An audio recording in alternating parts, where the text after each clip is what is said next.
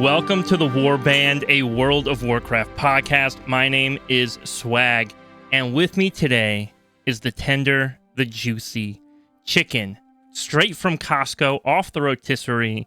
We've got him in the studio. Chicken, how are you doing, bro? You know, I like that Costco, baby. That Costco chicken. But this is I'm a not the Costco Costco boy. podcast. This is the We're Warcraft. Costco, man.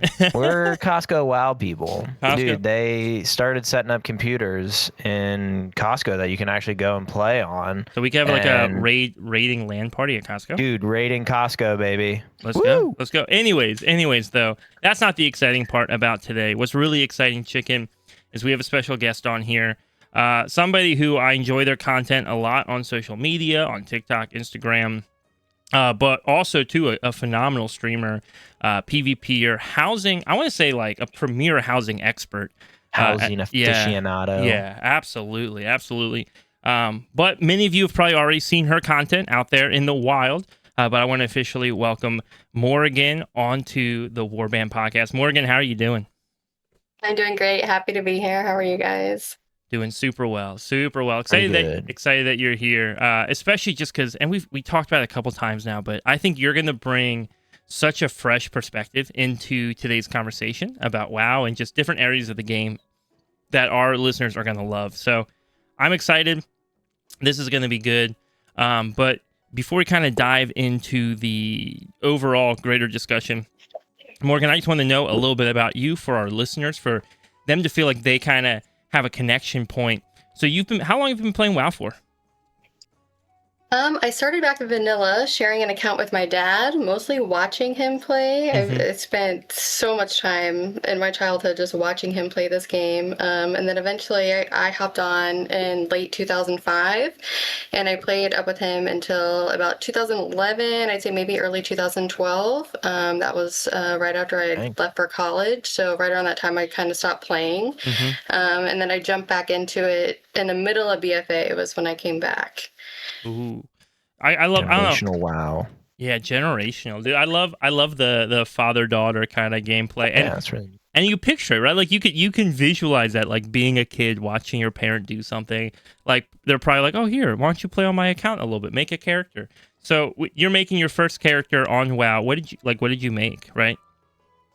It's the same character that I still main to this very day. It is my Night Elf Druid. She is the original character that I created the first time I ever made a character in WoW. Yes, it's been transferred from his account to my own account. She's been faction changed and race changed and all the things to accommodate PvP in Shadowlands. But we are back home as our Night Elf Druid, and that's where we shall stay. Wow. That's crazy. So wait. Actually, I didn't even know that was possible. So you said you actually account changed that character, right? Was that something you had to like connect with Blizzard over? I didn't even know it was like an offer. Yeah, like you can transfer accounts. So he just transferred. We had like a sub account, so he had the primary account, and then we had the child sub account, and then it let me transfer that account into my own account. So I got that with all my characters and all my sister's characters as well. Oh, what? Perfect! You stole your sister's characters. Oh my goodness. Yeah, they don't play anymore. It was a bunch of little gnomes, like any like all below level 10, but it was still really cute. Yeah, I can't imagine anyone ever playing a gnome. That would be wild to me. Bro, stop it. Chicken plays a gnome. 9. Dude, chicken's the gnome main. They're so tiny, and you never get rooted. Like that's the best. I don't have to stand still. You're too small to root. That's good PvP tech right there. True. Well, sure. Yeah, sure. So Morgan, you've been playing WoW for a long time. A lot of PvP, a little bit of PvE experience. We'll dive into I think a lot of the PvP and some of the housing stuff, but just kind of like PvE wise, right? Like Chick and I, we are big Mythic heads. We love Mythic Plus. We do a little bit of raiding, nothing crazy. What is like your overall experience though in Mythic Plus, raiding, World Quest Delves, etc., just the whole PvE gambit? And I played when I was younger with my dad. I was mostly just his pocket healer. So I played Resto Druid a lot when I was younger. And we did, like the first raid I ever did was ICC. We were in a guild together. So I did very casual things with them. My dad's always been more of a casual player, but we did, all the end game stuff back then. And then when I came back in BFA, it took me a little while, but I eventually found a guild and I got really into PvE pretty much right when I came back. I got KSM that first season. That's back when keys were 15s for KSM. Yeah. Oh, yeah. And then we did cutting edge raiding and all the things. So it was very sweaty. We were raiding 3 to 4 nights a week, 4 hours at a time. And we had, really big key groups and pushes and things like that. And it was a lot of fun. But as things can happen with guilds, things kind of eventually imploded and it all kind of fell apart. And then shortly after that, I was introduced to PvP and I never went back to PvE after that. I think I get it though, right? Like I get it because you had such a rough experience with other players that you thought, you know what? Instead of trying to ally with them, what if I just killed them? What if I just punch them? You know what? I did switch to Horde and everything, so you're not wrong. Dude, that was the Morrigan villain era right there. It was. And that's one. And did you say that was Shadowlands-esque or before then? Yeah, so I was with this guild through all of BFA, and then things kind of fell apart at the very, very end. And then I was introduced to PvP for the very first time. I'd never even done random battlegrounds at that point. And they took me right into the arena, and I was maining my demon hunter at the time. Yeah. And so I learned how to do arenas as a demon hunter, and then eventually battlegrounds, and then swapped back to my druid. And then I joined an RBG team in season 1 of Shadowlands, and then got 2K my first season doing RBGs, which was really fun and exciting. And I really fell in love with that game mode. And then not unfortunately, but, they introduced Blitz, which I think is a fantastic mode, but it did unfortunately kill RBGs a little bit. So neither our preferred bracket. Yeah, neither Chicken and I are big PvP guys, but we don't absolutely avoid it. Usually once the season slows down, we'll we're the fodder, right? Like we dip our toes into it. So like when you go into the random battleground and you actually have like guys to kill, that's us. We're those guys. Noobs. We are the tourists of PvP. Awful. Yeah. You know what, though? I love that you guys at least dabble into it. There's a lot of people that won't even touch PvP because they think it's either toxic or they've heard this and that and the other about it.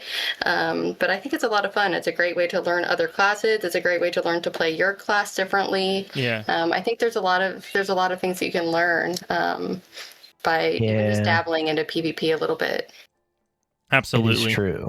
But, the main reason was because of housing decor, like 100%. Or the decor. There's just dope PvP housing decor, and I was like, I need this, so I'm gonna battle through. I don't even remember what the one that was added in the War Within that you had to get it to get that like target thing, and I did that so many times until we finally won. Oh my gosh. Oh yeah, there's some of them that are locked behind some pretty hard achievements. There's there's only one that I still need, and it's the 20 KBs without dying in a single match. I just need to take a pocket healer in there, and that's crazy. It's crazy because some of those achievements kind of incentivize not playing like in a team effort, right? Right. So that kind of puts you like in an odd spot. Like, do I help my team win, or do I just make sure I don't die? Do I hide? Right? Do I just go hide up on the roof of Warsong Gulch with a little healer and just like stealth my rogue up here for 20 matches in a row? You know what? The training grounds aren't the worst place to farm your PvP achievements. Ooh, listen. This is a story. I don't know if I've ever told this story on the podcast before. So you guys might be the first ones ever to hear me tell it. Here, my guild is aware of it. Back in Shadowlands, right?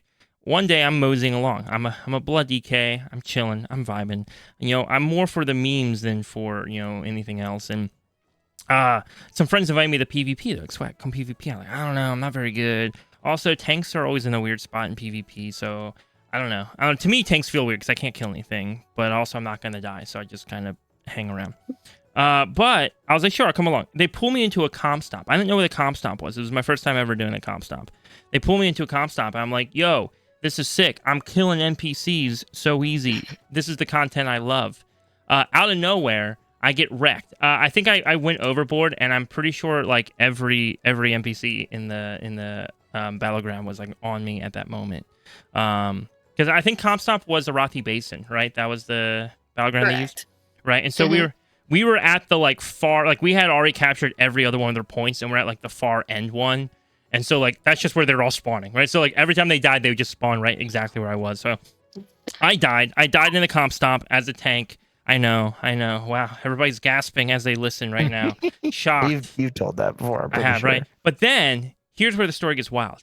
It's like 2 days later, we're at Raid, right? And every once in a while, I like to meme around in the general chat inside Raid, right? Because people just talk about the stupidest stuff there. And so I don't remember what it was. I think I like made a joke posting that like I was looking for a new guild or something. Or maybe I was posting that my guild master could take any of their guild masters in the gulag. I don't remember what the joke was, but I was making some joke in general chat. And someone just comments and goes, yo, are you the guy who died in a comp stomp 2 days ago? Oh my gosh. And so, like, all of a sudden, I find out that this guild has been, like, talking about the tank who died in a comp stomp. And I'm like, wow, thanks, guys. Thanks very much. In fact, actually, they made me an honorary member, and it was quite fun, and I hung out in their guild for a little while. Oh my gosh, really? I think I spent, like, 48 hours hanging out in their guild, just vibing, but then I went back home, obviously, to my guild. But, oh my goodness. That was fun. That was a fun memory. It was good. It was good, but it's just, I'll never forget that, like, dude, his name was Nomer Payne. And he's just like, wait a second. Are you the guy who died in a comp stomp? So, wait a second. Wait a second. Yeah, that's pretty Not getting called out about dying in the comp stomp in the Raid general chat. Yeah, I know, right? Days later, right? It's not even like moments later. It's like days later. Like, yo, wait, that's the guy.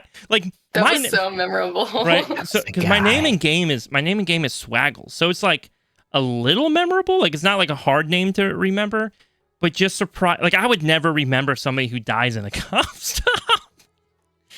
Or any battleground for that matter. So that's my PvP. Because you were talking about the what was the comp stomp replacement again?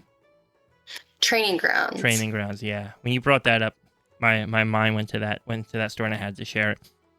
It's too funny. Yeah, I have the Horde flag, right? The housing decor, and I think the last season I tried so hard to get the Alliance one, but I just couldn't get it. I don't even know how I got the Horde one. I guess that was an easy achievement. The matching Alliance one apparently is much harder. So there we go. I'll never have matching flags. Yeah, I have the Horde one too. That Alliance one is the one where you need the 20 KBs and no deaths. Yeah, like what the heck is that? That's crazy. That's just... Yeah, I think an epic BG is probably the way to go, but you definitely probably need a pocket healer. Yeah, for sure. And I think too, even like going your dad's route, right? Like Chicken, is that why you had kids? Like, are they your like future dungeon group? Oh yeah, dude, I've never heard of that. Like the shared account kind of thing. I should look into that. Yeah, because you can have multiple accounts under one BattleNet account, correct? Like multiple WoW accounts under one BNet. Correct. Yeah, so that's how that. And then you can eventually like separate them into their own. Yeah, if you ever need to. Interesting. Yeah, I've never heard of that before. Yeah, I mean, I think for parents it's convenient, right? Yeah, no, I think so too. Or if you're multi-boxing, it's probably I don't know what that means, but okay. Multi-boxing is when you play like multiple accounts at the exact same time. So let's say you're like logged in as like 27, I don't know, guardian druids, and you're trying to farm some fish. Farm herbs. Yeah, farm herbs, right? Flapping around. Imagine. Anyways, man, I just love these stories. I love the fact, like, even though you're like, oh yeah, it's my dad's pocket healer. That's just so adorable. Like, I hope that's not demeaning language.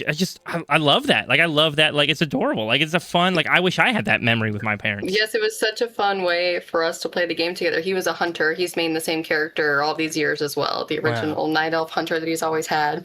So his pets were tanky, and we could pretty much do anything between the two of us. So it was really fun. Yeah, and I think I've seen like your Instagrams or your TikToks. I think I found your TikTok videos where like your dad's still gives you rides around on his like motorcycle in WoW, right? Yeah, taking on little tours of places. It's really sweet. Yeah, those are the memories. Is it too late? Is it too late for me to convince my parents to play WoW with me? Probably, actually. I could never convince them to play. Definitely too late for me. No, you can do it, dude. You can finally have your dad back in your life, chicken. Imagine. Anyways, we'll stop demeaning chicken real quick. So, I want to dive a little bit into. I think the guild conversation is kind of an interesting and a fun one. But also, I want to be sensitive. I have no clue what the story is, what happened in your guild. So if there's elements of it that you're like, honestly, Swag, it's kind of awkward, I'd rather not go over it. Totally fine. But as much as you're inclined, kind of like what was the ultimate downfall of the guild? It sounds like a cutting edge guild, so probably some personalities, maybe tensions. I know cutting edge can be a little rough sometimes like that. But what was that experience like to be a part of a guild that kind of just collapsed? It was kind of one of those things where it felt like the downfall was inevitable once you kind of discovered the group dynamic and things like that. Yeah. And I know this isn't the case with all guilds, and it just happened to be a situation where it's the same core group of GMs and officers and things like that who are, just they're plowing through everything. They're leaving everyone else behind, and then they want to carry each other's alts, and then they're kind of speed racing through everything, and then they're loot sniping and raids on their alts while people are still progressing on their mains. And it was kind of just that type of dynamic. There was, I think there was too big of a gap, a skill gap, and a willingness gap, honestly. Like, not everyone wants to play at the same capacity as everyone else. But then there was no one kind of leading the reins for the more casual players, and they were kind of being unconsidered in certain situations, and people were getting benched for raid when it wasn't really necessary because it wasn't always prog, and there were just a couple things that felt just out of place. And I don't want to, like, cliquey isn't the right term, but it was just like they had a very strict threshold for capabilities and mistakes, basically. There was very little room for mistakes. And eventually, over time, everybody was just like, you know what? We're over it. Like, everyone kind of played nice and dealt with it because they were officers, and they were the ones that did carry a majority of our raid, and they did, get people through keys and help with the progression and all of that. But eventually you just have to know when enough is enough, and when they're just being disrespectful or blatantly rude to other people, or it kind of just feels like you guys are just using everyone as your loot farm, and then you're gatekeeping everything, and this just isn't going to work. So especially, like, it sounds like you guys hit this point where you're weighing the scales, right? And you're like, okay, well, they kind of help us, they also kind of take advantage of us. And at some point, you probably realize, oh, you know what? They actually take advantage of us a lot more than they really help us. Is that really, even if it's not even a lot, just the fact that they would take advantage, right, is never a great sign for leadership like that. Right, when it's your core officer group and GM group, and there's only 5 or 6 of them, and it's the same core people rotating in and out and building the right comps around all of their alts, and they all have 5, 6, 7 alts, and some people aren't even fully geared on their main or their one alt that they have, and things like that. Yeah, it's funny because even hearing that, right, and I don't mean for this moment to be just like a comparison of like, well, my guild is pretty cool, right? But that's my guild is my experience, right? And so there's as I'm listening to you talk, right, like, I think of the officers in our guild, and I get to see behind the curtain a bit on that as I'm on the team. But more often than not, right, like, I would say 5 times out of 6 times, our officers are actively choosing to hinder their own progression if it means being able to help like another player, right? Like, that's kind of one of the one of the things we view as a responsibility of an officer is that if we want to lead, we need to be the first ones willing to sacrifice. Right, like that's just a privilege. That like the privilege of leading means that we have to also sacrifice. And so, like, when we're doing our farm raids or something, our officers are not the ones grabbing their alts to get extra gear. Right, we're actually encouraging some of our other players to keep them invested. Hey, go grab an alt and come run. We'll do the carrying for you. We'll bring our mains. We'll help out. When we're forming groups, we try to prioritize getting them into, like, people into groups that are going to help them progress more. And then our officers will usually step in with, like, newer players, less experienced players, more casual players to help them take steps up. But again, not everybody enjoys that. And we do have times where our officers go, hey, this was great, enjoyed this season, but I really now want a season of WoW where I'm just like pushing for myself. And that's always good too, right? And then they'll step off the team and they'll just kind of make that focus. And but it is a different mindset, right? It sounds like they formed that guild because they wanted to push cutting edge, and they kind of did what they had to do to get there. But it wasn't like it sounds like they didn't have like a high value for the people who were present to make that happen. Correct. Yeah, so it's interesting to hear you talk about your guild dynamic, and I know we talked briefly about like the different officer roles and things that you guys have, and I think that that's really cool. I joined a PvP guild after I left the PvE guild. I was like a year later, and I was there very briefly, but I think shortly after that, Classic had come back out, and a lot of people just left, so there wasn't a whole lot of experience to have been had over there. Yeah. Oh, there's nothing worse than like you find your group, like your crew, and all of a sudden like all of them just like start chasing something shiny, and you're like, oh, goodbye guys, I miss you. It's been fun. Like thanks for the time. And we feel that sometimes too. But oh man, I will say though, guild recruitment is like a full-time job sometimes. Trying to like. I'll always like bring people in. We're always doing all sorts of stuff, but it's hard. Like it's hard to maintain that, and also recognize that like nobody has to play WoW forever, right? Like if they want to go play Classic, it's true. Their mistake, but they can do it. Their mistake. Yeah, Classic. They'll be back. So now in WoW, right? Like you kind of transition out of that guild experience. I don't know if you're in a guild now currently or not, or just kind of seeing your characters there, but it sounds like a lot of what you do is less guild focused and more just like kind of having some friends that you do stuff with, but also just engaging in other things that are happening. What does WoW look like for you in this season, right? Like when I say season, I don't just mean like Midnight Season 1, but just in general, right? Like in this style of way of playing WoW that you're in right now, how does it look? How does that feel? I'm like, if I wasn't in a guild, I'm not really sure how I would get into content. I mean, I just guess I would pug a lot. Is that what you do, or have you been like building up like a community of friends that you can like reach out to do content when you want to? I've mostly just been building a community and doing solo PvP. I've been queuing Blitz and arenas and just trying to learn and get better. And honestly, I've just been doing so much housing. Basically since December when I got alpha access. I've just been, that's kind of just what I've been buried in. So I think it's a really nice balance for me. It feels like that's kind of what I was missing, was the calm creative outlet side of this game that I have been looking for. That, sometimes a guild can give you that as far as the social aspect, or sometimes, when you're hanging out in your Discord or the downtime between raids, it gives you that sense of community, and you have your guild chat and just like your normal people that you hang out with and do things with. But I have a guild now, but it's just a community guild, and it was really just for the sake of housing. I really had zero intention on ever making a guild because I didn't want anyone to feel like they had to leave theirs for any reason.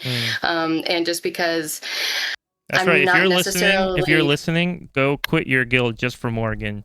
Go quit it. Just quit it. Go homeless. Go we homeless. We have an in-game community too. Yeah. But yeah, I don't know. I'm not good at I'm good at cultivating community, but I'm not necessarily great at taking the reins and being like a raid leader or getting you through these keys. And a lot of it, I think, is just, I don't have interest in PvE right now. And I think it's just because of the experiences that I had, but also just because the play style of PvE, and this is going to sound so contradicting to a lot of people, but it feels a little more casual to me. Even if I do take it pretty seriously, as far as like the queue times and what I can be doing in between queues, and I'm not waiting for a full group of people, and then I have to fly to the dungeon, and then I have to summon this person, and I don't have to wait to build the exact right comp that we need and look for the right key. And I don't know, I went through all of that, and I pugged a lot of keys towards the end of BFA, and I just feel like there's just as much downtime in PvE as there is with queues and PvP. Oh, for sure. Especially PvP queue, because you're not thinking about it, right? Like you're just off doing whatever, and you're like, hey, when it's time, I'll just get portaled there. Whereas PvE, especially if it's like your key or something, you're actively like trying to find a group. So you're watching the thing. You're inviting people. You're welcoming them in when you invite them. If it's not your group, you're constantly trying to apply to groups and get into a group. And then you finally get in one. And there's only like you and one other DPS. And now you're waiting for another hour to find a tank. So I get it. Yeah. I think the PvP queue gets a bad rap because you're not active in the process, right? The PvE queue, you're active in the process. And so it's sometimes not as noticeable how long it is. But I think you're spot on, though, the fact that really there's probably not that much difference overall. It's just with PvE, you're active in the process of forming the group, and PvP, you're not active, but that allows you to be active in other elements of the game, especially if you're like doing housing, right? Like, oh my goodness. Yeah. Yes, that's exactly what I'm doing. I'm just hanging out in my house, building, decorating, all cozy, and then, we wait for the queue, and then it pops, and we go do a BG or a blitz or whatever it is, and then we get our adrenaline up, and we come back, and we're back to cozy building. It's a perfect balance. That's how it goes. I will admit, I'm no expert, but I do enjoy me a little housing. I will confess that. I like it. I like it a lot. Do you have like a neighborhood for your community, or are you like a part of like another neighborhood? Both. So I started a guild for an alliance neighborhood. So it's just a community neighborhood right now. We're tiny but mighty. Yeah. But we love it here. It's fun. We're a very tight knit community. That's awesome. I have the same handful of people that are always in my streams, and we do stuff together, and just funny community shenanigans. I like that we have a small circle and we have our neighborhood and things like that. It's been a lot of fun. And then I'm also in the Homes of Azeroth neighborhood. Homes of Azeroth is also a social account. Okay. They're on TikTok and Instagram and Twitch, and they basically showcase housing creators or people in the housing niche. They showcase their houses. So they have a Alliance Guild, a Horde Guild, and charter neighborhoods for both on NA and EU. So they're a very big housing community. And that's where my Horde house is. That's the house I've been working on lately. We're turning it into a wellness center for that neighborhood. Yo, that's sick. That's actually kind of sick. Yeah. I have one house because I have a Horde house and an Alliance house, and so the Alliance one is just like our guild neighborhood, which is fun. And the guild neighborhood one is like, I don't know, man. I'm sad because we have to like shard it, right? We have like the multiple like zones or whatever. So Chicken here, he's in the pores part of the guild, of the guild neighborhood, right? So I have to like intentionally teleport to his house. I can't just fly there from my house. It makes me sad. One day.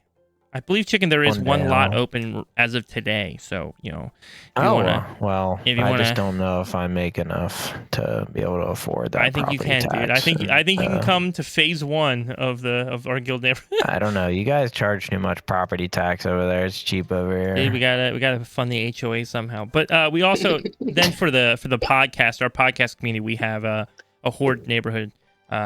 The Warband podcast neighborhood. And that was fun. I think it's about half full right now. So we got some cool people in there helping out with the endeavors and building houses. And it's really fun. I don't think our community, though, is like super housing forward. So like we have a couple, like I'm pretty proud of my house. We have a few of us who like put a lot of time into it, but maybe like half the houses in there, I think are like still just like the one room with the chair. But it's fun. I really do love housing. You mentioned alpha access, and I remember I logged into alpha when it came out, and just like the housing system was so not finished. Like it was not even it just was not finished. And yet even in that state, it was still like I always find myself logging into alpha so much just because I was having fun with like what little housing access I did have. Yeah, same. I spent so much time, and it sounds crazy because it's, you don't get this stuff back, but I spent so much time flying around and trying to find all the decor vendors and get as much decor and things like that as I could. I was basically like trying to study where everything was before it was live in retail. So I knew like where everything was, what the resource cost was, how to get it, all the quests that I needed to do for these things. Yeah, and I had a lot of fun doing that. But I agree. It's definitely come a long way, you know, even just in the 5-6 months that it's been introduced. And I'm really, really excited to see what they do next. I'm really hoping that we will get some sort of save feature, whether it's for our own individual custom build items, like the copy paste feature they talked about, and some sort of save feature for ourselves. So even if we can't necessarily share right away, I'm kind of hoping that we will get some sort of save feature for ourselves, because I know a lot of people are in a spot where they don't want to demo anything, and now they can't build because they've reached their limit. And they're kind of stuck in this limbo place where if they just keep increasing our decor budget and giving us more rooms and more budget, people are going to be a little bit more deterred to continue to build until they know that they're going to be able to save things. Yeah. So I wonder if it's that way for a lot of people, that like deterred to build.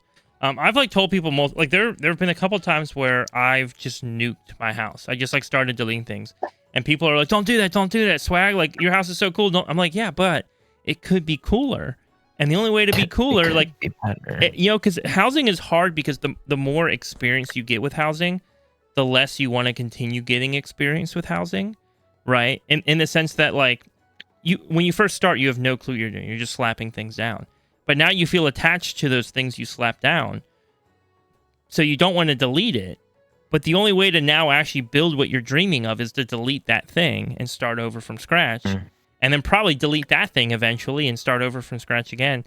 And so I think you're right. Like, having a way to do that without feeling like you're going to lose everything you've ever done probably needs to happen sooner rather than later, right? Yeah, I know just from a lot of people that I've talked to in the housing community, they all kind of feel like they're at that point, right? They've made enough custom things or enough custom staircases or a piano or an instrument or something super detailed and intricate. And they're like, I'm ready to do something different, or I want to move this to a different room, or I want to move this room entirely, but I just can't do that because of the restrictions around it. So yeah, I do think at the very least in 12.0.7, they absolutely need to let us delete rooms that just leave a room floating on its own. Right? Like, I know that'll cause problems, but man, it just, I don't know. That's an issue for at least for being able to move rooms around. The issue of not being able to change your very front room or even swap it out with a different size room is a really big issue, I think. As far as people not being able to move things around their house or reorganize or do anything, because that's happened to a lot of people where they kind of work on their house, they get a rough draft of their layout, and then they commit to a room too much, and then they go back and realize they don't like their entryway room, and then they can't change it without having to delete all the other rooms in the house. Yeah, because usually, like, funny enough, the entryway is usually the least, like, thought about room. Yeah. Until you go back to, like, dang it, I hate this room. Every other room is cooler. How do I fix this? Right, but I want a grand staircase entry, like an empty staircase room is like a grand entryway instead of this tiny square room that I put here, you know? So yeah, if there was just a way for us to even swap rooms out, I think that would be really useful. Yep. Chicken's house is just 25 closets in a row. Imagine. Now, dude, Chicken has the big strat for housing. He's got the big strat for housing. I do. Yeah. It's the easy strat. Well, it's not the easy strat, I'd say, but it's the strat of I let my wife do everything for my house. You know what? That sounds like a perfect balance. Exactly. I do all the getting the decor, and then she just decorates everything. It works out, you know. Everyone's happy. I think my favorite was when your wife found out that you had a second house that you built in the podcast neighborhood, and she looks at you and she's like, "Oh, can I decorate that one too?" And you're like, "Well, I want one. I can decorate." Maybe I should decorate that one. Maybe. It's still not decorated. Oh, you know what we should have done? We should have had Morrigan live on the podcast. Come judge our houses, like, critically, harshly, so brutally honest. So brutal. We could definitely do that sometime. All right, so as we're on the topic of housing, One of the things that I'm hearing from other content creators, I don't know if I'm hearing it necessarily from the players that I'm around, but I'm hearing it from content creators, and I'll say content creators who probably play at maybe like the top end of the game, right? So what they're surrounded with is probably not what we're surrounded with generally. And so a lot of the talk right now is like, is housing a win or is housing kind of a fail?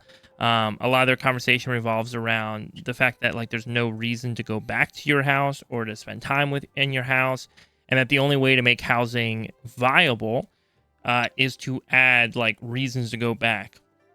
Whether that's like having portals in your house that can take you places, having profession stuff in your houses, whatever that may be, to make your house like your new player hub, basically, right? Like forcing you to go back there.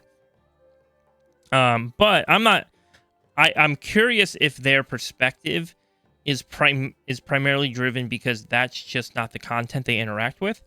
And so I guess my question for you is, you interact with the housing community. You're a voice in that community.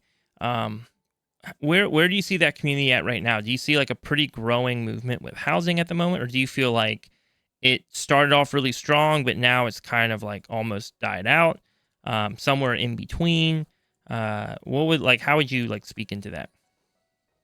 I would say it's a little in between. Obviously, it's been a while since we've gotten any major updates or any budget expansions or anything like that. I know a lot of people are waiting for 12.0.7 for the increased outdoor budgets and the lighting changes and things like that. But I think housing is a win-win either way. You know, it definitely caters to the more casual player base. So, like you said, these aren't necessarily this isn't the player base, you know, that is as involved in housing as others.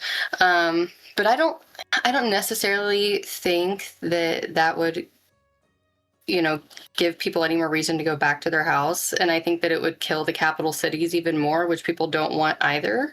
So I think it's going to be hard to find a medium. I don't know what their plans are for incorporation as far as neighborhoods. I know eventually we're supposed to get guild halls. I don't know if eventually we'll get any sort of like auction house or banking system or anything like that. Yeah. I know that things are still, you know, in a really early process, and that they plan to expand this over years and years. So I think that you know, we all need to be a little bit patient as far as the things that we're expecting or the things that we want, because I do think they're going to take the feedback and eventually give us the things that we want. But we just have to remember that these are the very, very, very early stages of something that's going to be here for a very, very long time. You know, so just figuring out the logistics of everything, you know, not giving us everything all at once, and, you know, giving people that want to continue to pursue housing and progress in farm decor and not get burnt out. And I feel like the pacing has been really, really nice. You know, the way that they gave us a lot of time to farm decor and things during pre-patch and all that downtime towards the end of the last season of the War Within. And then the way that they've done patches since then, you know, I know there's been some issues and some bugs and things like that here and there, but I do think it's a win-win. I think it's great for the casuals, you know, even if they're not continually going back and decorating their houses, it's created a whole community of people who enjoy just experiencing, looking at each other's houses and their creations and seeing what they've come up with. So even if, you know, they're not for the sake of players quote unquote living in them, you know, it's opened up a whole different world of the game and exploration for a whole community of people. Absolutely. And again, you know, you tend to gather, right? You tend to gather with the people who are like-minded to you, right? Who enjoy the things that you like. Earlier when we were talking about guilds, I think you used the word clique, right? And you're kind of like, well, I don't know if clique really is the right word for that situation. But clique is such a fascinating word because I think it often holds like a negative connotation, right? Like, those people are kind of cliquey. They don't want to hang out with me, or I can't seem to hang out with them. But in WoW, kind of, there are times where like that clique is a really healthy thing, right? Like, not necessarily when it's outwardly hostile, but when you have people who are like, hey, we all enjoy doing this stuff. Let's start hanging out. Let's start forming that community. Let's start building something. That's really cool, right? And so I think because of where I hang out, where Chicken hangs out, even these people we listen to, right? Like, I don't really get to see into the housing community a lot. Like I don't really get to see that. So I really love the insight that you brought. Especially because again, when I'm listening to these other guys, or even when I think about it myself, my initial answer is like, yeah, like if we want to get people in their houses more, the answer is probably to give some sort of game-changing thing that's in their house, right, to make their life easier. But I'm totally satisfied with the answer you even gave of like, no, actually, the fun part of housing is editing your house. And right now, it feels like you hit a point where you can't continue editing your house. So if they can find a way to make it so that you can safely edit your house without feeling like you're breaking things or deleting things, people will do it even more. And that's why I'm so happy to have you on the podcast today, because you get to bring a perspective that I would have never considered. It wouldn't have, like, that would have never crossed my mind. But it's such a good answer.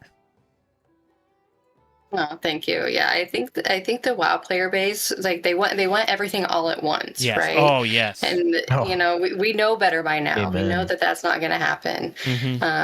And I just, like I said, it's a whole brand new system. It's a whole new part of the game, and I think that we just need to be patient and give it time. But yeah, and I think that once we're able to share builds amongst the community as well, and we're able to import and export, I think that the housing is going to explode all over again, because people are going to be importing builds from this person and that person and creating, bits and pieces of all sorts of different creations. People will be a lot more inspired to build different things and put it out there into the world for other people to use. I think that's another thing that maybe has slowed down the creativity, is now there's just a huge influx of housing content. And so a lot of people, not everyone is a content creator. Not everyone wants to be a content creator, or not everyone wants to have a social media presence, but they really enjoy housing. Yeah. But I know that there's a lot of people in the space that feel deterred by that, or even just, buried by the quote unquote content creators or people that post their housing consistently on social media and things like that. So I think that once we're able to share builds, it's really going to give these, a lot of other people that aren't necessarily putting their name and their face and things out there, but are very, very talented and creative, it's going to give them that inspiration and want to continue to keep being a part of the community as well. Yeah. Yeah. No, it totally makes sense. And I think of like, it's the social media problem, right? Where you're always comparative, right? On social media, right? Like you see somebody, for me, it's guitars, right? Like I watch people play guitars on social media. I'm like, dang, dude, they're so good. I'm not even like half that good. I should just quit and sell them all right now and be over it. But I never can. I'm addicted. I'm hard addicted, so I can't. But I feel like housing can be kind of the same, where you watch, the piano is always the classic example, right, for WoW housing, right? I feel like that's the skill test. That's the the scaling M+ of WoW housing, is who builds the best piano, right? And so you're watching people build these like absolutely insane pianos that require like 10 billion hours of gameplay in order to like collect all the materials to do it. And you're sitting there like, oh, well, I could build this tiny little janky piano in the corner of my room, and I'll like it. Like if I'd never seen that super awesome piano, I would have been 100% satisfied with this piano right here, built out of a couple books and some planks of wood, and it would have been everything I ever wanted. But now, because I saw somebody do something awesome, I'll always feel like what I'm doing is not good enough, right? Because you artistically, visually kind of get comparative. And so I could see like players like that though, that just get so excited to be like, oh, I can just like put that. Like for me, the designing of the thing is the fun part. I like the problem solving and figuring out how to create something and design it. I think my wife, right? She's in the other room right now. She is not really a WoW player, but she is addicted to housing. All right. So she is in the other room working on her house right now in WoW. And for her, if she had the way to go to like a website, like a Pinterest, and just scroll Pinterest and find like designs she liked and then import them into her house and place them where she wanted to place them and put decorations on them as she wanted to, she would love it. That would be her favorite thing in the whole world. I think that's the perfect balance, right? Like there's just some people that are a little more creative than others, and some people that just have that niche and that specialty of taking things and rotating them all which different ways and dyeing them the right way, and are able to just make spectacular things. And that that doesn't mean that the other person isn't just as capable. It's just our brains are wired differently. You know, we all play the game in different ways, and we're all just human, you know? Oh, absolutely. Absolutely. Plus, honestly, too, if anybody ever makes fun of my house, I'll look at them and be like, yeah, but I have a 700 IO score. So can you even keep up with that? Juicy. Juicy. Actually, no, I'm kidding. I'm kidding. This is a good moment to real quick let everybody know that I did hit KSL before chicken. People were asking about that, so I just... Bro, you cheated. I did not cheat. There's no cheating whatsoever. You just built... Never mind. What did I do? What did I do? I ran you. Dude, I did it great. Okay, so this is so off topic. I want to point this out because this is such a good moment. All right, this is such a good moment. I got a message this week. Morgan, I don't know if you ever run into this as a content creator. I think the WoW community as a content creator is so wonderful. Like, I've created content for other games. The WoW community has probably been my favorite to create content for, though. And I've played WoW forever, but not as a content creator. And so the other day I get a message from Chicken, and he's like, "Oh, dude, check this out." And I guess I don't know if you had joined a key or you were forming the key yourself. But that was my key. Yeah, it was my key. So Chicken was running a Mythic Dungeon, and one of our listeners ended up in his group somehow, and whispered him and was like, "Hey man, I'm rooting for you to get Keystone Legend before Swag does." And Chicken was so excited. So guys, when you do those little things, when you shoot those little messages to Chicken and I'm gonna be honest, I low key kind of love them. I love you guys are always so nice and so kind, and like I enjoy every once in a while somebody will like pass me in like a Silver Moon or something, and just like make a nice little comment, and you guys are wonderful. So a little thank you there, but whoever that was that left that message to Chicken in his group this week, look. Dude, you made his day. You made his day. I want you to know that. Apparently, I didn't win though. You did not win, no. Although I only got like 1,200 rating in like a week. That's okay. I'll help you, buddy. I got you. Okay. We're actually Morrigan's old guild is gonna help carry you to KSL. You just have to give them all the loot. Yeah, you have to give them all the loot though. Mm-hmm. And I have to give them all the loot, and for their main and their first 3 alts. They're going to be fully geared. And their firstborn's alts as well. Oh my gosh. Yeah. And I also have to spend $75 on a housing decor pack for them. Yeah. All right, Morgan, did you get the decor pack? There's no shame here. There's no shame. We both bought Brutosaurs, so like there's no shame. Oh yeah, we did both buy Brutosaurs. There's no shame.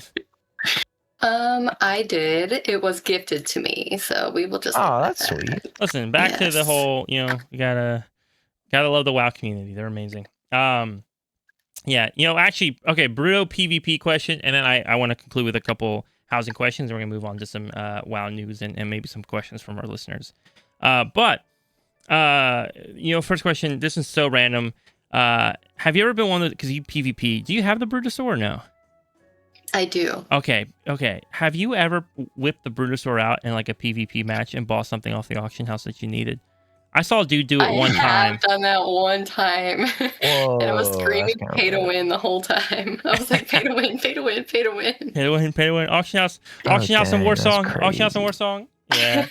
Awesome. It was just in a random BG. I'd accidentally deposited all my healing pots into my Warband bank, so I just popped it open to grab a few. Dude, no shame. I do it in keys. I do it in keys sometimes, so I can't blame you. All right, a couple actual like housing questions that I think our listeners would appreciate a lot. These are the fun ones. I've asked you all the unfun questions. Now here are some of the fun questions. If you had like a piece of advice that you would give somebody who is like kind of just getting into housing and WoW, right? They're trying to figure out how to decorate their home. Maybe they're not super good. They don't have a lot of experience. We have a bunch of listeners. I'll be honest. We have a bunch of listeners who have their homes in our neighborhood who have not yet decorated their houses. And I want them to start decorating them. At least decorate them good. So if you could give any advice to those guys, those hooligans, those slouches on how to decorate their homes, what would be like the biggest piece of advice you could give somebody? I have a couple things. Okay. I think the first thing that you could do would be to kind of have a vision. You could, I mean, you don't have to go as far as like starting a Pinterest board or anything like that, but No, kind of they having do. a They do have to vision start a Pinterest board. 100%. of what you want your general theme to be in the design of your house and things like that. But I would suggest doing a decor world tour first, either using Homebound or Decor Vendor. There's lots of housing add-ons out there. There's lots of guides and things. But I would do a decor world tour and obtain as much decor as you can, at least one of everything, to increase your housing level as high as you can. And then also to kind of accumulate a list of the things that you may want that are locked behind rep or achievements or quests or whatever it might be. But as far as like actually doing stuff inside of your house, obviously you have to kind of have a general idea for your floor plan before you start building, or that will cause frustration. So maybe rough draft out your floor plan a little bit, especially just that first room after your entryway, and then kind of how you're going to build off of that. But after that, it's a little more flexible depending on if you're using the daytime and the nighttime circle rooms. But I think my biggest piece of advice would be to take everything out and put it out on the ground, on the wall, on wherever you want to put it in the room, and turn it upside down, turn it every which way that you can, scale it to 20%, scale it to 200%, see what the bottom of it looks like, see if you could walk through it, see if it can function as something else. And I think that really gives people a different perspective versus just that item that they've been looking at in their catalog, or they take it out as it is and then they realize later on that it could be used for something completely different. Play with the dies. The die system allows you to try them without having to, use one to apply it, so you can see what things look like, because the dies really can make a huge difference. It can tie a whole room together. You can have a bunch of things that don't match, but if you dye them or you use, accent things, it can really tie a whole room together. And I think the last piece would be to just not necessarily engage in housing content, but there's so much WoW housing content everywhere. There's the WoW housing website, there's YouTube, there's TikTok, there's Instagram. And I think getting inspiration from people is just, where a lot of people need to start. They just haven't quite found the right thing or the thing that inspires them. Maybe even just go fly around Azeroth or join open house tours and Group Finder and just take your time and go look at other people's things and get inspired. I know that it can be very difficult, in an empty room with a nightstand and a fireplace in it, and you don't know where to start. Yeah, I love that too. That last one about just visiting houses and checking them out. I didn't realize that was a thing. Wait, what? Yeah, what? No. Like, I didn't realize there was like Group Finder for just like, hey, like, come visit my house. Yep. Yeah, I do streams with Felony and It's GFO. So Felony XO and It's GFO and we do house tours every Saturday. We call ourselves the Homie Hoppers. And we just do open house tours. We acquire a roster and then we list ourselves in the Group Finder, and then we let all of them, they can visit amongst each other and in the raid group, or they can come with us to the houses that we're actually touring. And there's almost always open house tours listed in Group Finder for people to just house hop back and forth and look at each other's houses, access each other's neighborhoods, and it's kind of just like a free-for-all, and they're going all the time. I will admit, I did join one of those. Oh my gosh, you're right, there is. Yep, I did join one of those with you one time, and I walked into a house. I think I walked upstairs. Somebody made some very uncomfortable comments towards me, and I walked right out of that house. I was out of there. I was a little creeped out. But I have such a random. It's not even a story, but it's just like a short story with no conclusion to it. Oh my gosh. Yeah. So because I pop into your stream every once in a while, and I saw your stream with GFO, and I saw GFO. I'm like, okay, that name's familiar, but I don't know. Like, I've never watched his content creator. I don't recognize her at all. By the way, she's great. She's a fantastic content creator. But at the time, I was just like, I don't know who this person is. And then it clicked with me. I like scrolled my friends list. I have a very small friends list on WoW. I don't really add people often. I don't know, because I never remember them. So I don't know. I never add people. But anyways, GFO's on my friends list. So we're friends. I don't know how. I don't know what the context is. You know what? I finally I think I've scrolled my friends list multiple times and been like, who is this person on my list? Should I keep them? Should I get rid of them? And then when I was watching your stream, I was like, wait a second, that's the mystery person who's been on my friends list. Mystery person. You know, I have no clue how they got there, but they're there. So, fun. It might have been for something, and maybe I was on a horde tune or something, and we couldn't get you in the group or something like that. This would Sometimes have we run been. into that. She's been there long before I even knew you were a content creator. Oh, that's crazy. Because Yeah. she's been a content creator for less time than I have. So maybe it was just through something else. My suspicions it had to have been like a dungeon or something.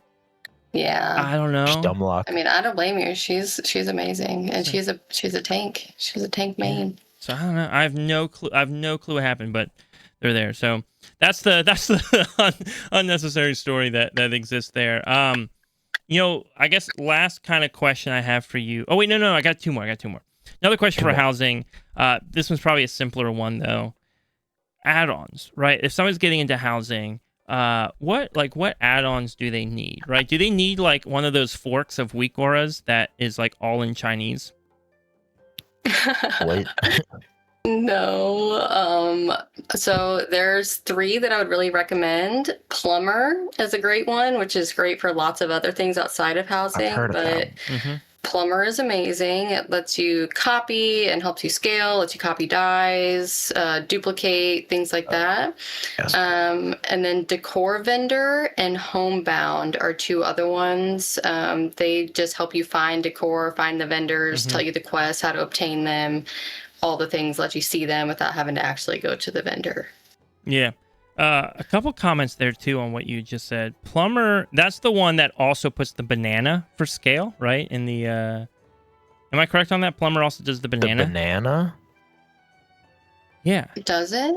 Yeah, so plumber adds an option where you can like put a banana next to the decor piece when you're viewing it in like the viewer window to see like how big that decor piece actually is. Oh. Interesting. Oh, I haven't seen that yet. That's cool. Yeah, if you like control click a decor piece to see what it like looks like, there's like a banana for scale button or something, and that's from Plumber. The other 2 things I found recently that I didn't realize it was Plumber. I thought it was just native to the game. Turns out I think it's Plumber. Is if you go into your like the housing menu, the button that you click to teleport to your house, you can drag that to your bar, and then that way it's just like a pop up with like the 2 neighborhoods when you click it. And I believe that's from Plumber too. Like Plumber does so much that you just don't even know it's doing, right? Like which is it's a crazy add-on. I agree because I've had it for so long and I didn't know that some of the things weren't built-in housing features because they've been coming out, at the same time. So yeah. The other one, not housing, but transmog. I know you do a lot with transmog, but Plumber, if you go into like the transmog window, there's like a button you can drag to your bar that when you click it, it brings up like all your transmogs, right? Like kind of like one of those like menus that pop up. And that's also Plumber, which is really, really convenient. So you don't have to like open the transmog menu every time. Right. That's super nice. Yeah. Again, I just assumed that was default WoW. Like Plumber always like surprises me. That's like default WoW.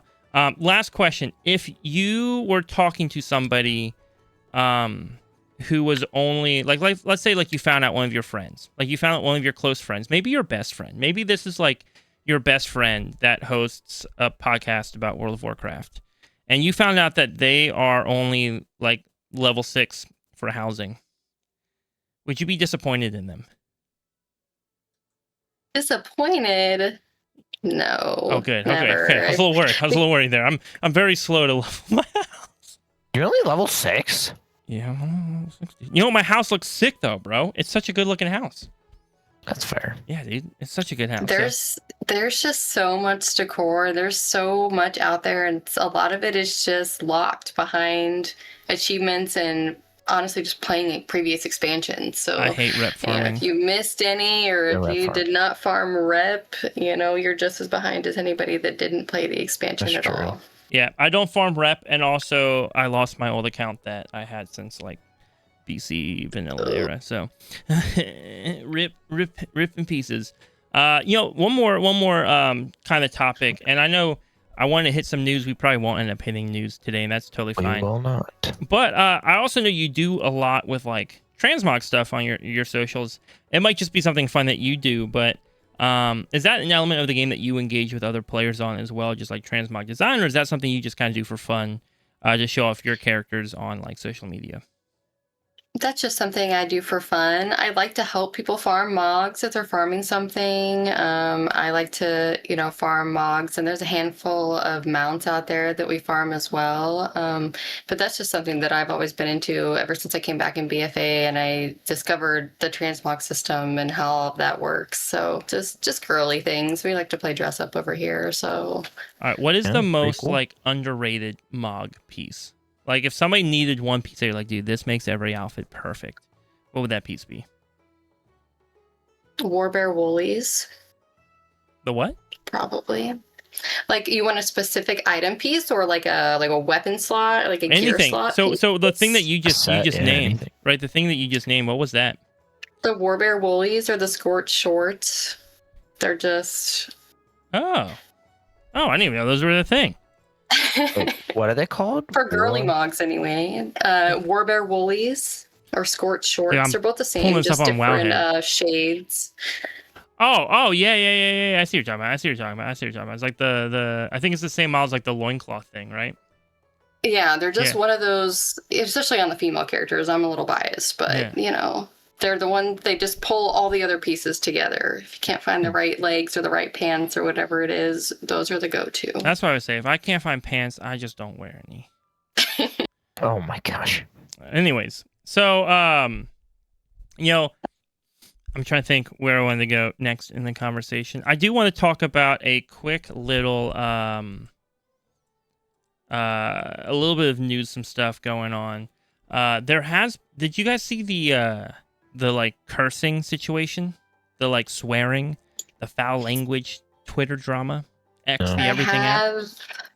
have seen the Twitter tea. The Twitter tea. Uh-oh. Yeah, all right. On that Twitter. So here's the deal. This is a pretty language friendly podcast. So we're vibing. We're not going to get our bans from Blizzard, but this week, Chicken, what happened was somebody got like banned for or whatever it was for language for a time, and they like made a post on Twitter or X, the everything app, about it. The dude came, one of the customer service guys responded. I think a guy named PJ responded back and was like, "Well, this isn't the first time. Even just one F-bomb would have been enough." Right. And he was like, even one F-bomb would have been against code of conduct. And then people were like in an uproar, and they're like, "What do you mean I can't curse in WoW? Isn't there a mature language filter that blocks it out?" And people were getting angry. And then another Blizzard customer service rep responded back and basically clarified that the previous customer service rep was like a little too blunt and rude about how he said it, and kind of walked it back a little bit. And then I think Blizzard ended up having to make maybe a blue post about it. Like, it was like a whole thing. Really? Yeah, wow. It was like a whole thing. So basically, there's just this like up in limbo conversation of like how foul can your language be in WoW? Like, right? Like, how far can you go? It seems like just cursing isn't enough to like actually get you banned, but rather like how you're using it, who you're using it towards, right? Are you trying to degrade somebody with your language, right? If you wipe your group in like a plus 48 Mizara Caverns, right? Are you dropping an F-bomb in that moment just out of like frustration, or are you like dropping the F-bomb at your tank, right? I guess like that's kind of the like... Both. Right? Is it like an F's in chat, or is it like F the tank? I guess that's kind of the differential line. It depends on how he's playing. Yeah. Yeah, context always matters, right? Mm-hmm. No one really knows what the exact situation was. But yeah, I've seen a little bit about it, but I think, we have to remember that this game is rated M for mature, and the average player age is probably mid-30s? I think it's T. Is it M? I'm pretty sure is it T? Or maybe it's Diablo that's M. Oh yeah, Diablo's definitely T. Yeah. I'll look it up. Yeah, like I said, I think context matters. I think, as humans and as adults, we all get frustrated, and we all, but also as adults, we're also in control of our emotions, and every single person you interact with in this game is a person behind their avatar and behind their screen. Yep. And I think a lot of people lose sight of themselves sometimes, especially in end-game content, and forget that this is just a game. I know we're all pushing for something, and some people are, more end game players than others and things like that. But I do feel like there's some dark parts of this community, and people that have just gotten away with a lot of ridiculous things for so long, and it's just not necessary, whether it's right or wrong, whatever the context is, like sometimes it's just not necessary. Yeah, it's true. Yeah. I think sometimes we forget, right? Like there's another person on the other side, right? Like that character who messed up, that tank who messed up, that healer who died too early or something. Like that's a player, like a person, like that's a human being behind that character, right? And I don't know, man, sometimes I see the way people rage, and you're just like, how could you be that angry over this? Like, you don't know if they had, if their kid woke up, if they, if they got a phone call. Like, there's so many things that be happening in real life. We're not all completely immersed, 24/7. Sometimes we're multitasking, and things just happen, and I get that. I think that a lot of parts of this community, of the WoW community overall, could stand to take a step back and realize that we're all people behind our avatars, but we're also all adults, and we need to learn to control our emotions. And I think that's another reason why I haven't joined a guild after all of this time, because that's just not something that I can relate to or that I can really stand for. Yeah. So. Well, I mean, even to what you were saying, right? Like, even if there wasn't an excuse, right? Even if the person just played poorly, right? Made a bad decision in game. Maybe they struggle. Maybe they actually are out of their league a little bit. Maybe they pushed too high in their key or whatever. Like, dude, who cares? Like, at the end of the day, this is a game, right? Like, if you're not having fun playing a game, maybe you should like find a different game. I hate to say that, but if it's not fun, like if you have to curse someone out because you're so stressed and angry, maybe this isn't the thing you should be doing. Yeah, I talk about that all the time, about how there's so many people in this game that have so many opinions on things and are so angry about so many things, and they're not even having fun playing the game. I know. In any aspect. They're just doing it for the number and for the ego and for whatever it might be. But, ultimately a majority of us play this game to have fun and to immerse ourselves into something else and to escape, whatever we're going through in real life. And it sucks to see some people, like there's so many people that I know that won't even socialize in this game, period, because people are just so hostile and mean, because people have so much courage behind their screens and their keyboards. And kind of sounds like yeah. All right. You know what though? I will say though, clarify, I will still stand by my previous statements that delves have ruined everything about WoW. Delves ruin housing. Delves ruin quest. Delves ruin M+. Delves ruin PvP. Delves ruin exactly. What are the new solo content things that just came out in 12.5? Ritual sites. Delves ruin ritual sites. Delves ruin actually. Let's be honest, it's the opposite. No, I'm just memeing. Every once in a while, I know you are. Well, I know you are. People are like, Swag, you're too hard on delves. Delves are great. I enjoy delves. So we have that mirror disco ball delves pretty cute. That's true. So we're going to kind of transition to our listener questions. We have 2 questions we want to hit on today. With that said, though, there's a few quick little things that we want to talk about with our listeners. Did you know that we have a Patreon? It is a great way to help support this podcast by subscribing to our Patreon. We are so thankful. Our Patreon supporters make this podcast happen. You guys keep us on air or on Spotify, whatever it is that you listen to us on. But we are just so thankful for our Patreon subscribers, and so feel free to check that out. That would be awesome. Also, as always, we're hyping up our guild. Dude, we love our guild, Astra. It's a wonderful place to be. You heard us mention even earlier in the podcast today. But just if you're looking for a guild, that's kind of a guild that wants to meet you wherever you're at, whether you're into M+, into raiding, into just farming content, even just some housing, whatever it may be, that you're just looking for a community of players to hang around with. We want to invite you to be a part of our guild.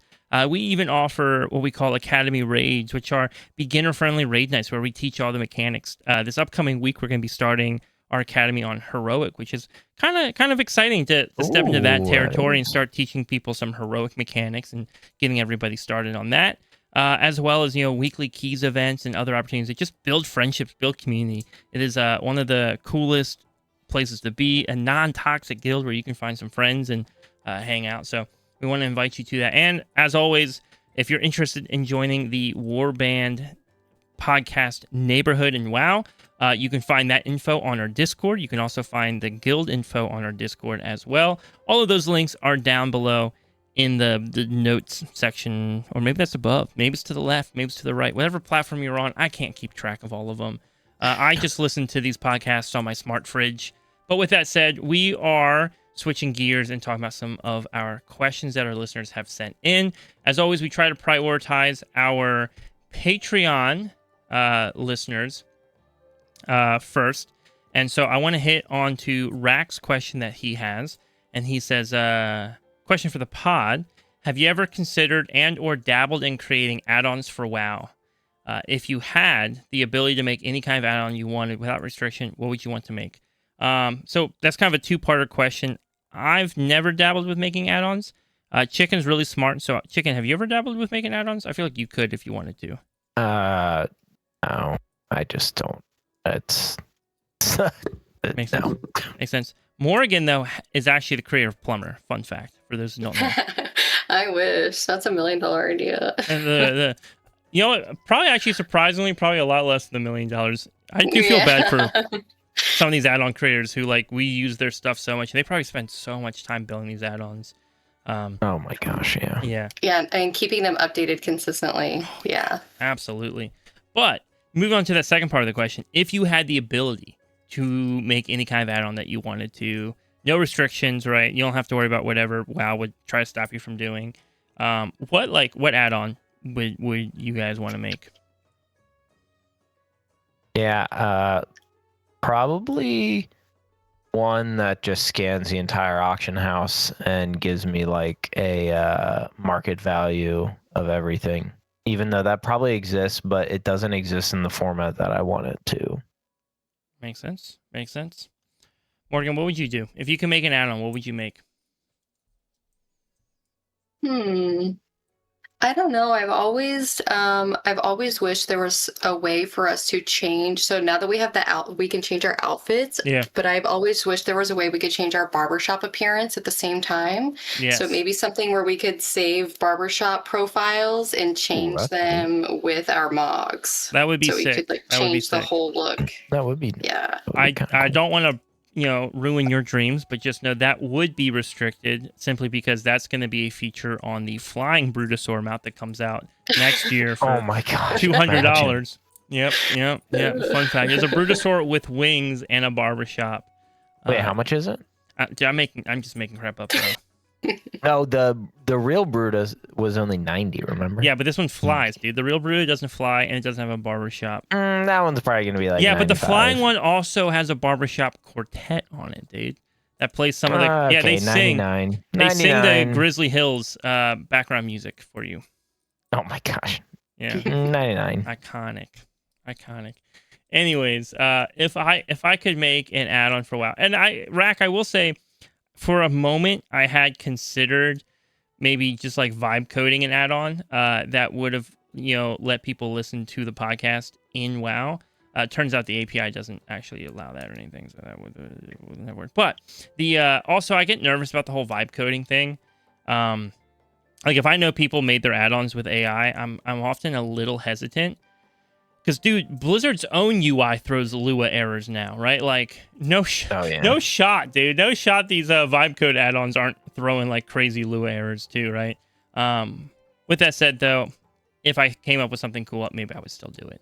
But if I could make an add-on, right, any kind of add-on that I wanted to without restrictions, I might steal Morgan's idea from earlier, dude. I'd just let people copy-paste things in their housing. That'd be very tight. That'd be a nice little add-on. Or that'd be amazing to just go into people's houses and just start building a log of all of the things that you like that they made and copying them and pasting them in your own house. Yes, absolutely. That would be a good one. The other would be I love the highlight system that they have for tanks right now in dungeons.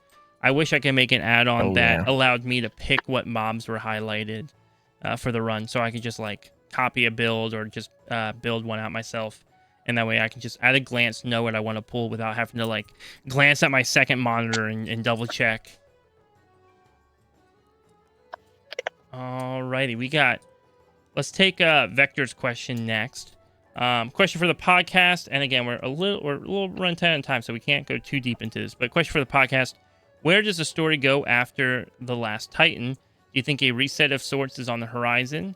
If Chris Metzen is gone after the Last Titan, I'm dubious about the story's future. Remember Shadowlands? You know what's funny though? Shadowlands is starting to hit that nostalgic tint for me right now, and I know that's gonna upset some people, but yeah, it does. Shadowlands had some vibes, bro. Shadowlands had some vibes. As much as the story was kind of questionable at times. The story.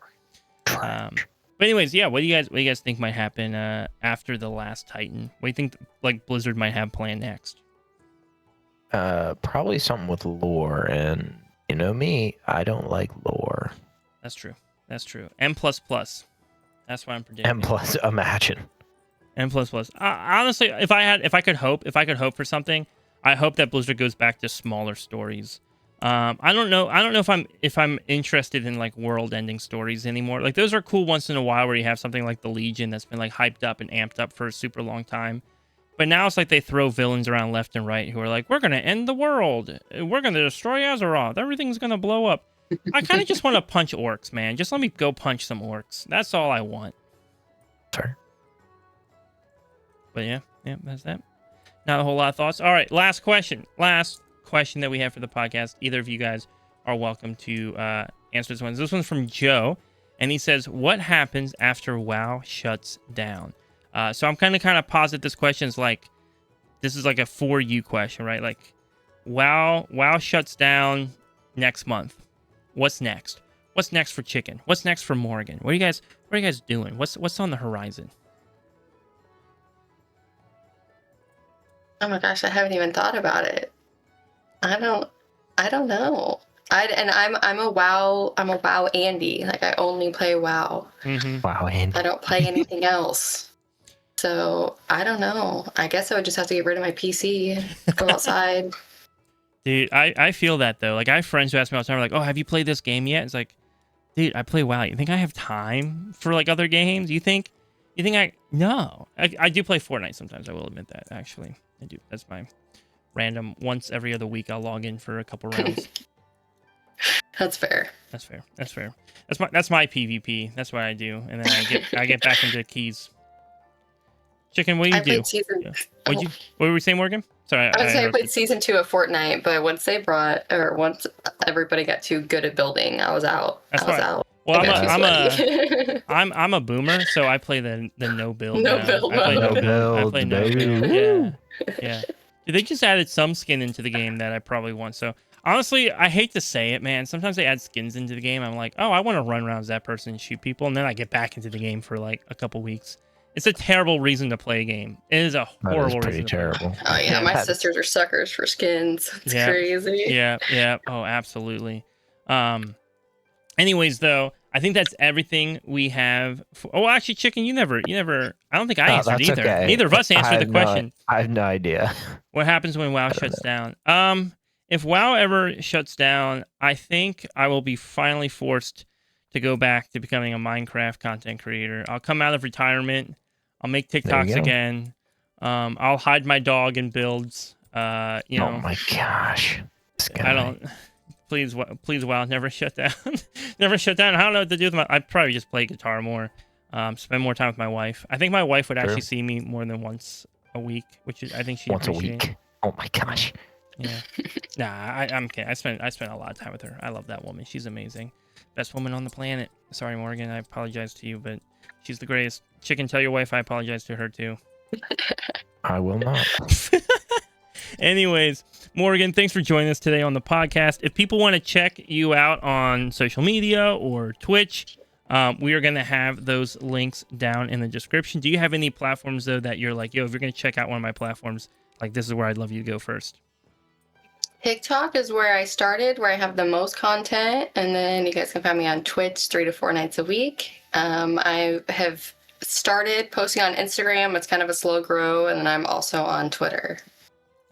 Awesome. Well, thank you. Thank you so much for hanging out with us today. This was a great conversation.